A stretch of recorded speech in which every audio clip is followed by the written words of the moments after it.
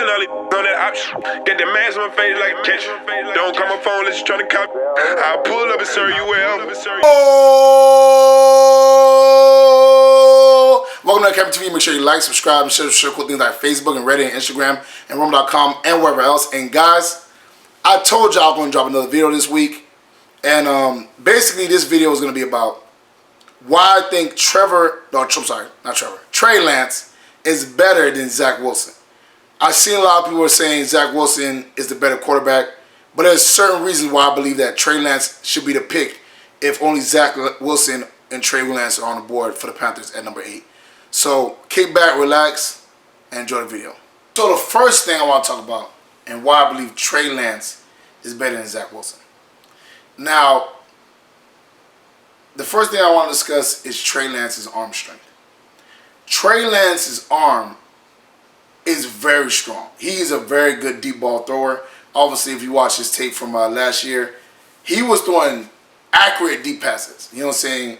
And they were going like, 60, 70 yards. He has a cannon. It's a very strong arm. Whereas Zach Wilson, the balls that he throws, they seem to flutter. You know what I'm saying? They're not a tight spiral. And to me, every time I see that, I believe the ball's going to be intercepted because it's not going to be hard for a DB to get his hands on the ball. There's certain quarterbacks like Brett Favre, like Cam Newton. They say they throw the ball so hard that it's hard for the receiver to catch, but it's also hard for DBs to catch. But balls that flutter, or like some people call ducks in the air, it's very easy to get picked off. You know what I'm saying? Because obviously it's just fluttering in the air. If the cornerback jumps up, his hands are strong enough to catch that ball. When it's, you know what I'm saying, and it's not so much like Zach Wilson throws pretty good, 20-yard, 30-yard passes, but it's when he has to throw deep. And sometimes if he throws deep, he has to put his whole body into the throw. That's not what you want to see. Josh Allen's a perfect example. Josh Allen, who was somebody who people didn't believe was going to be that good of a quarterback, they just had him as a very strong arm and athletic. He's arguably one of the best quarterbacks this year. You know what I'm saying? Obviously carried the Bills to a great record, and he's been playing great. That's because over time he was able to develop, and the talent that he had was still there. Obviously he had to go through progressions, he had to get developed and stuff like that. But you can teach schemes, you can teach reading defenses. Obviously Patrick Mahomes, I think, said last year that he just started reading defenses. Stuff like that you can teach, but you cannot teach arm talent. You cannot teach anticipation, stuff like that. You can't really teach, because if a guy has a weak arm, he just has a weak arm. There's nothing you can really do about his arm strength. You know what I'm saying? And Trey Lance's arm is a lot stronger than Zach Wilson. So on the arm strength wise, I gotta lead Trey Lance's way, and that really matters, because obviously we're coming off a season where Teddy Bridgewater did not throw the ball deep, and that was our main issue this year. I want a guy who can sling the ball out there, especially with the speedsters that we have on receiver. Trey Lance will fit perfectly. And the second thing, Trey Lance's family has the pedigree. Now, Trey Lance's dad, Carlton, he wasn't an NFL player, agreed. But he was an all-rookie Canadian football player, honors. You know what I'm saying? He played in college. He was, I think, a defensive back. And he also played in Canadian Football League, and I think he played in Europe for a little bit. Now, yes, sure, he's not an NFL player. But you like to know that that family tree has athletes in it. Perfect example, Christian McCaffrey. Ed McCaffrey and his mom, well, obviously Christian's mom was a track star. I'm blanking on her name currently. But his dad obviously played for the Broncos. That pedigree created Christian.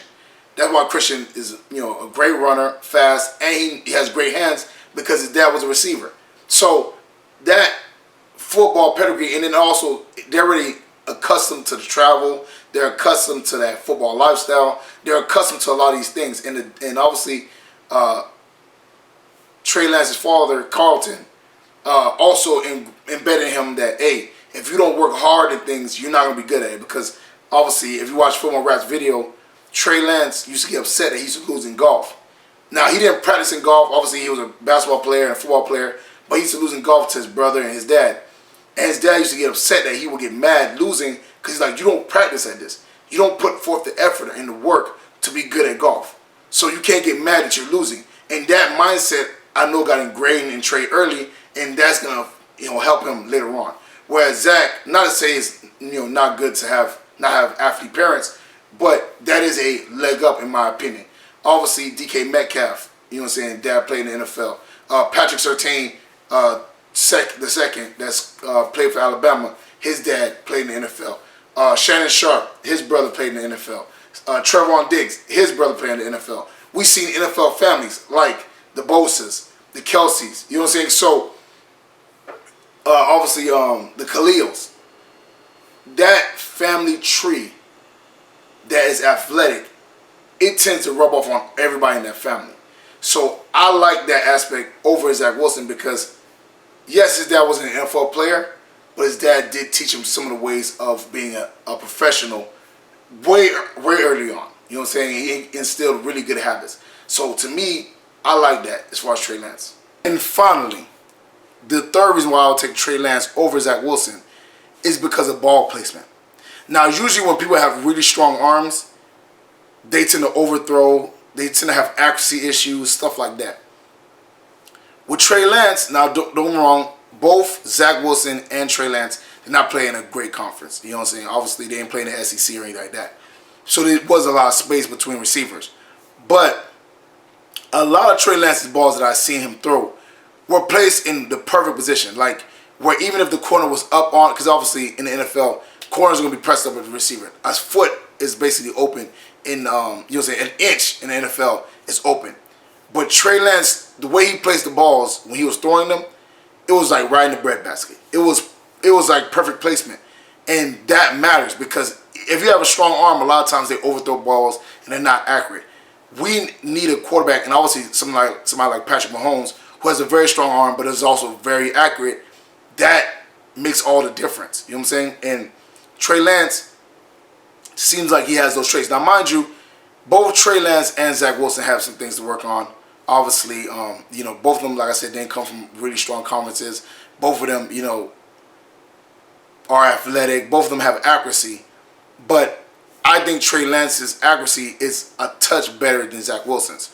Now, I will say that Trey Lance has a very small sample size. He was a freshman last year. He threw 42 touchdowns. He had 42 touchdowns, 0 interceptions. And in this year, I think he played one game. He didn't look great.